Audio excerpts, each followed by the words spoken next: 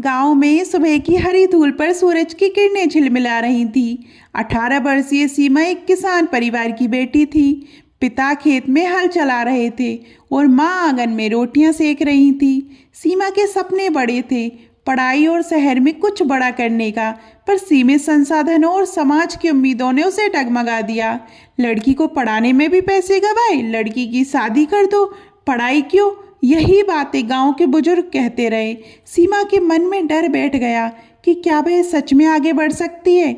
एक दिन गांव में आई मिस रीता, एनजीओ की शिक्षाकर्मी, जिन्होंने सीमा को पढ़ाई के लिए शहर भेजने का प्रस्ताव रखा। उन्होंने बताया कि पढ़ाई से ही गरीबी की जंजीरों को तोड़ा जा सकता है। मिस रीता का आत्मविश्वास सीमा के भीतर दीपक जला गया। सीमा ने हिम्मत जुटाई और एक छोटे शहर की सरकारी कॉलेज में दाखिला लिया, व्यापार और वाणिज्य विज्ञान के कोर्स में। पर वहाँ उसका सामना शहर की तेज लाइफस्टाइल और महंगे खर्चों से हुआ। किराए का कमरा, कॉलेज की फीस और पुस्तकें, सब कुछ भारी लगने लगी। बड़े शहर की जिंदगी सीमा के लिए किसी नई युद्ध भूमि से कम नहीं थी। छोटे से गांव से आई सीमा को एक साथ कई चुनौतियों का सामना करना पड़ा। किराए का कमरा 3 और लड़कियों के साथ साझा करना पड़ा, जहां ना तो पर्याप्त जगह थी और ना ही शांति।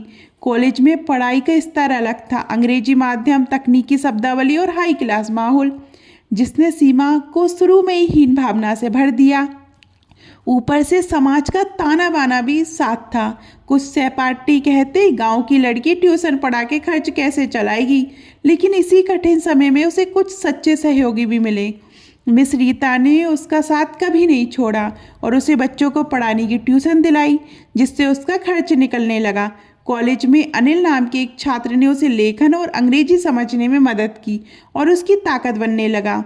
चुनौतियां थी, लेकिन इन्हीं में से कुछ रिश्ते और अनुभव ऐसे बने जिन्होंने सीमा को टूटने नहीं दिया।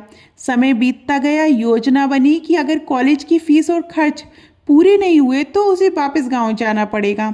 एक दिन मन में डर आया, अगर वह फेल हो गई या पैसा ना जुटा पाई तो उसकी नींद उड़ गई। फाइनल परीक्षाओं से 1 महीने पहले मैनेजमेंट के पेपरों में से एक इतना कठिन निकला कि सीमा को डर लगा कि इसे एक पेपर की वजह से पूरा परिणाम खराब हो जाएगा। गहरी रात में वह हॉस्टल के छोटे से कमरे में कंप्यूटर स्क्रीन के सामने घंटों बैठी रहती। नोट्स, पीडीएफ, ऑडियो ट्यूटोरियल सब साथ लेकर उसने दिन रात एक कर दिया। परीक्षाओं के नतीजे जब आए तो सीमा चौंक गई। उसने पूरे कॉलेज में 3रा स्थान प्राप्त किया। साथ ही उसके ट्यूशन क्लास के स्टूडेंट की भी संख्या बढ़ गई, जिससे महीने का खर्च आराम से चलने लगा। ये उसकी पहली जीत थी, उसकी अंदरूनी यात्रा की शुरुआत। सीमा ने सोचा, क्या वह अब यहीं रुक जाए या अपना सपना पूरा करे। उसने तय किया कि वह एमबीए जरूर करेगी और अपने गांव व किसान परिवार की जिंदगी में बदलाव लाएगी। एमबीए में दाखिला लेने के लिए उसने नया फाइनेंशियल एड लिया। नया शहर, नए दोस्त, नया पाठ्यक्रम, हर चीज़ चुनौतीपूर्ण थी। एक ऐसे समुदाय में जहाँ प्रतियोगिता भीषण थी। सीमा को दोबारा अपने आप पर शक हुआ, लेकिन खेती से प्राप्त अर्थशास्त्र की समझ और जीवन के संघर्षों ने उसे मजबूत बनाया। उसने हर प्रोजेक्ट पूरे मन और मेहनत से पूरा किया। एमबीए पूरी हुई। पहली नौकरी एक कृषि स्टार्टअप में मिली। वहाँ उसकी जिम्मेदारी थी छोटे किसानों की उत्पादन और विपणन योजना बनाना, वर्षा आधारित खेती योजना तैयार करना, बेहतर बीज और कॉन्ट्रैक्ट फार्मिंग पर अपनी सोच लागू करना। साथ ही वह कॉलेज टाइम की ट्यूशन क्लास भी ऑनलाइन चलाने लगी और अपने गांव की लड़कियों को भी पढ़ाने लगी। सीमा वह लड़की नहीं रही थी जो कभी किसान की बेटी होकर शहर के कोने कोने में संघर्ष करती फिरती थी। आज वह करोड़ों रुपए के कृषि प्रोजेक्ट चला रही है, लेकिन उसकी सबसे बड़ी उपलब्धि ये नहीं थी। उसकी सबसे बड़ी उपलब्धि थी सबसे छोटे किसान तक ये विश्वास पहुंचाना कि सीख, मेहनत और जिंदगी की कठिनाइयों में छुपा हर सबक उन्हें आगे बढ़ा सकता है। कभी हार मत मानो, जब तक तुम कोशिश करते रहोगे तुम्हारी जिंदगी की कहानी आर्थिक स्तर पर चाहे खेती की सूखी धरती जैसी क्यों ना हो, एक दिन हरे भरे किसान के खेत की तरह खिल उठेगी।